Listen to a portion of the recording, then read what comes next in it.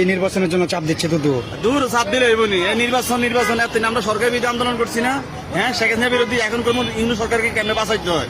ইউনূস সরকারকে এদেশে ক্ষমতা রাখতে হইলে এদেশের উন্নয়নে, দেশের মানুষের স্বার্থে প্রয়োজনে নির্বাচন দেখানোর জন্য যদি প্রথম শহীদ হইতে হয়, আমি বিএনপির হাতে শহীদ হবো। বিএনপি যে পরিমাণে সন্ত্রাসী কায়দায় সারা দেশে প্রত্যেক সেক্টরে, এমন কোনো হাট নাই, বাজার নাই, ঘাট নাই, শ্রমিক নাই, সব জায়গায় সাদাবাজি লুটপাটি করে। সবচেয়ে বড় লুটপাটকারী হচ্ছে মির্জা আব্বাসে। এই যে আমি মতিঝিল এরিয়ার মধ্যে আছি, এই মতিঝিল এরিয়াতে এমন কোনো চিপা চাপ এমন কোনো জায়গা নাই, সাজারপুর শুরু করি সব জায়গায় মির্জা আব্বাসের সাদাবাজি, মির্জা আব্বাসের পোলাপাইনা সাদাবাজি করতেছে। তাহলে এই মির্জা আব্বাসরা এখন নির্বাচনের জন্য চাপ দেয় কেন? তারা ক্ষমতায় যাইয়া চাঁদাবাজি করতে তাকে এখন অসুবিধা হয়। তারা স্পষ্টভাবে চাঁদাবাজি করবে। চাঁদাবাজি করলে তারা যখন ক্ষমতা থাকবে, প্রশাসন, পুলিশ সব তাদের পক্ষে থাকবে। এই জন্য তারা নির্বাচনের জন্য চাপ দেয় না, দেশের স্বার্থে চাপ দেয় না। দেশ খুব ভালো চলতেছে, দেশ খুব সুন্দরভাবে চলতেছে। ইউনূস মিয়ার মতো কোনো ব্যক্তি বিএনপির মধ্যে আছে?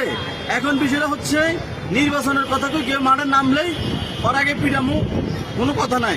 নির্বাচন যেভাবে ঠেকাইতে আমরা নির্বাচন ঠেকামু।